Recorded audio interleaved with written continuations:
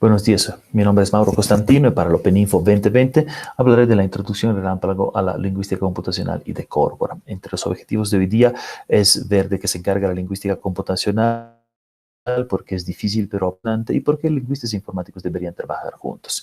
¿De qué se encarga? Bueno, recolección de información, traducción automática, preparación de resúmenes de textos, implementación de corporas y mucho, mucho más son algunas de las tareas de la lingüística computacional. Entre estas tareas, algunas se pueden considerar prácticamente solucionadas, algunas en buen nivel de avance y algunas todavía bastante difíciles y complejas. Entre las prácticamente solucionadas tenemos, por ejemplo, reconocimiento de spam, etiquetaje de parte de discursos, reconocimiento de entidades, todas tareas que se desarrollan con un alto nivel de exactitud. Entre lo que es un buen nivel de alcance, podemos considerar análisis de sentimientos, desambiguación de palabras, traducción automática, parsing, mientras que en las todavía es bastante difíciles hay la contestar preguntas, sobre todo si los temas y las áreas semánticas no están restringidas, paráfrasis, resúmenes y sistemas de diálogos abiertos. ¿Por qué es difícil pero apasionante? Bueno, por un tema que llamamos ambigüedad. Vean una frase en una oración en español como el entrenador dijo al corredor que necesitabas descansar, es bastante sencillo y evidente que no sabemos si es el entrenador o el corredor el que necesita descansar. Esto para una máquina se convierte en un problema de ambigüedad justamente. ¿Cómo lo solucionamos este problema? Conocimiento acerca del lenguaje, conocimiento del mundo y modelos probabilísticos. Esa es la manera en que lo hace una máquina, obviamente. Calculamos modelos lingüísticos, entonces, language model, asignando una probabilidad a la oración. ¿Cómo lo hacemos todo esto? Con un corpus, ahí que entra la lingüística de corpora. Utilizamos entonces corporas para tener ejemplos, modelos de lenguajes y de su construcción. ¿Qué es un corpus? Un corpus, ¿cómo se construye? Un corpus lingüístico es una colección de textos que han sido seleccionados y colectados de manera de permitir el estudio del lenguaje en la computadora. Se basa un buen corpus en un buen diseño y una construcción e implementación que tenga en cuenta modalidad, tipo de textos, dominio de texto, variedad de la lengua, localización, fechas de textos y mucho más.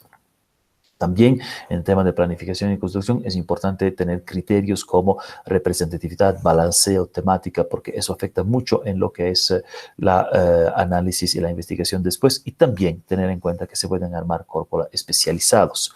Un corpus entonces termina siendo una colección de piezas de lengua natural en un formato electrónico, seleccionado según criterios que representen en cuanto posible a una lengua, una variedad de la lengua, como fuente de datos para la investigación lingüística. Además, se pueden ser tanto en crudo como anotados. ¿Okay? La anotación puede tener diferentes tipos de anotación, fonética, pragmática, léxica, etc. Y sobre todo, considerando que ahora se trata normalmente de XML, se pueden tener capas diferentes dentro del mismo corpus para análisis diferentes. Entonces, ¿por qué los lingüistas trabajan con los informáticos? Damos un ejemplo, por ejemplo, de lo que son las fases en la construcción de un corpus. Empezamos a trabajar con textos, entonces con NLP, Natural Language Processing, procesamiento del lenguaje natural, a través de diferentes fases, la segmentación y tokenización de palabras, la normalización y análisis de raíz y la segmentación de la oración. En otras palabras que hablamos cuando hablamos de segmentación de palabras, tenemos que decidir cuántas palabras son algunas expresiones. Una oración como esta que tiene inicios de palabras cortadas, si es un corpus de habla, las consideramos, no las consideramos. También otros ejemplos, por ejemplo, en la oración, ellos fueron de vacación en barco desde La Paz a San Buenaventura con sus autos. Contamos todas las palabras, La Paz es una palabra, San Buenaventura es una palabra o son dos. Entonces es importante ver el tema de decidir en el momento de construir y anotar un corpus. ¿Hace mucha diferencia? Uno podría preguntarse, bueno, la diferencia entre token y types de manera numérica es muy grande. Vamos a ver un ejemplo, por ejemplo, en Shakespeare, 884,000 palabras aproximadamente en sus trabajos, de los cuales 31 types, o sea, palabras diferentes, 31,000. Una diferencia bastante grande. Google Ngrams, 1 trillón de palabras por 13 millones de types comparado con tokens. Cuanto más grande el corpus, más grande la diferencia. ¿Qué pasa con otros idiomas? Mismo problema, no hay diferencia, siempre hay el mismo problema. En francés, il y a es una palabra, son más. Universitätskrankenhaus, hospital universitario en alemán, son dos palabras, son una palabra, ¿cómo lo podemos considerar?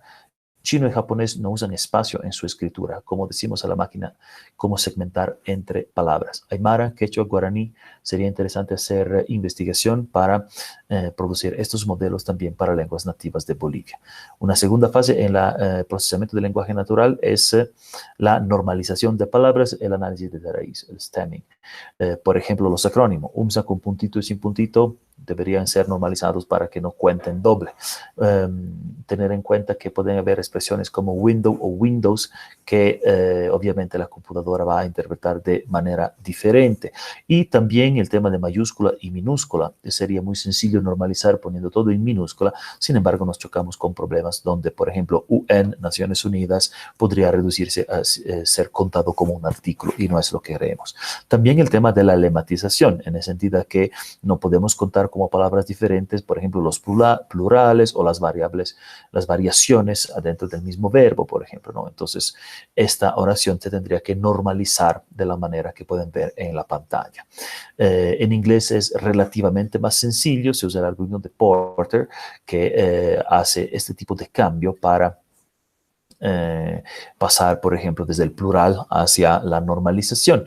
En español, la normalización puede pasar a través de problemas con los verbos, dependiendo del hecho de que tenemos clíticos. Entonces, pegado a un verbo pueden estar partes como me, cela, celo, cela, etcétera, etcétera, que tienen que entonces eliminarse si es que vienen después de algo que reconocemos con un verbo. Es un ejemplo muy rápido de cómo puede funcionar una normalización y que pero es importante ver la sinergia entre lingüistas y informáticos, ¿ok? Otra fase importante, la preliminar en realidad, es la segmentación de oraciones. Muy sencillo si se trata de oraciones encajonadas dentro de puntos de preguntas, muy complicado si se trata de puntos que pueden ser muy ambiguos, pueden ser un final de oración, una abreviatura, un número.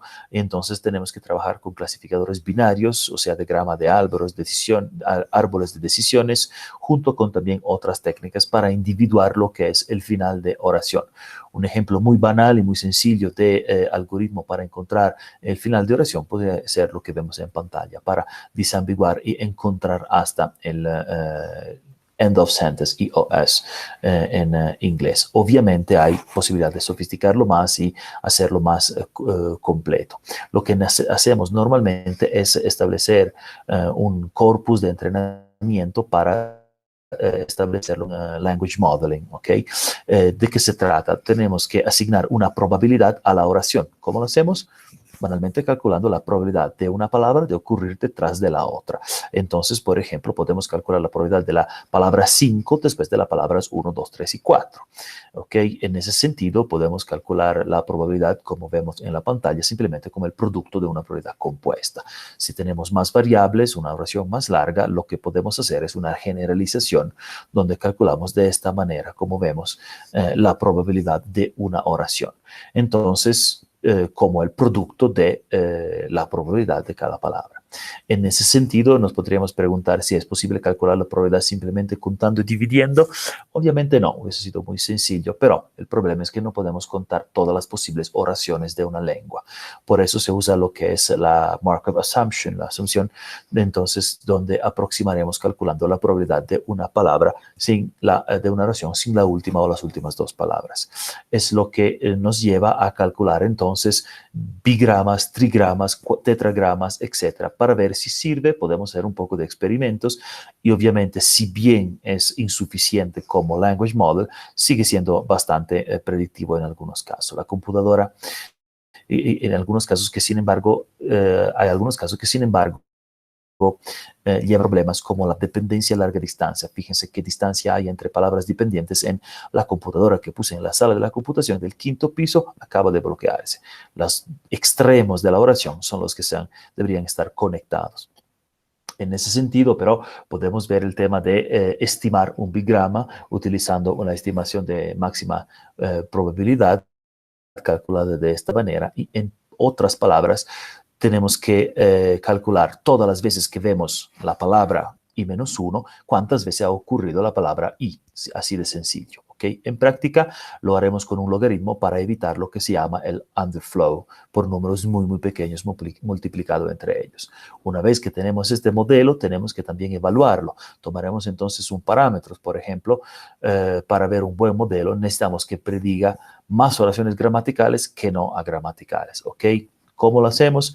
Entrenamos nuestros parámetros en un training set, lo testeamos con la performance, con datos que no hemos visto antes y medimos también que también nos fue. ¿Okay? Hay básicamente dos formas de evaluación, la extrínseca y la intrínseca.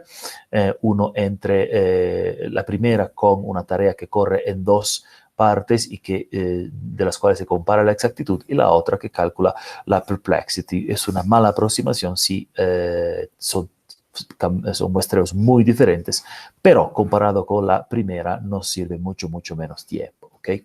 En ese sentido, si quieren hacer una prueba así, jugando, pueden ver en estas tesoraciones cómo es sencillo o difícil adivinar cuál es la siguiente palabra, ¿ok? Podemos predecir las siguientes palabras, cómo, por qué, ahí es donde tenemos trabajar, ¿ok?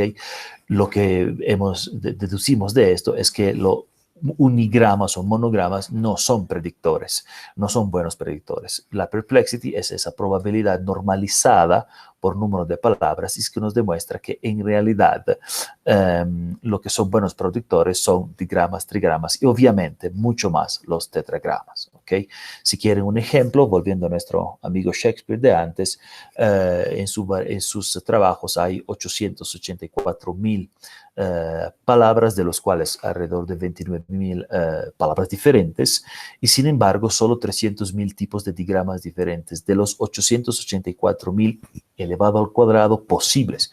Esto significa que hay un 99.96% de digramas posibles que nunca existieron. ¿Okay? Los tetragramas obviamente predicen mucho mejor y lo predicen bien también porque es Shakespeare. ¿Okay? En ese sentido, ¿qué podemos hacer? Podemos construir corpus de literatura boliviana, podemos construir corpus de la prensa boliviana, podemos construir corpus de lenguas nativas. Hay sin fin de tareas que podemos darnos para estudiar el castellano boliviano y para estudiar la variabilidad de eso y también para estudiar lenguas nativas, trabajar en rescate y revitalización de las lenguas. Si hay preguntas, aquí está mi correo electrónico y les agradezco mucho por la atención.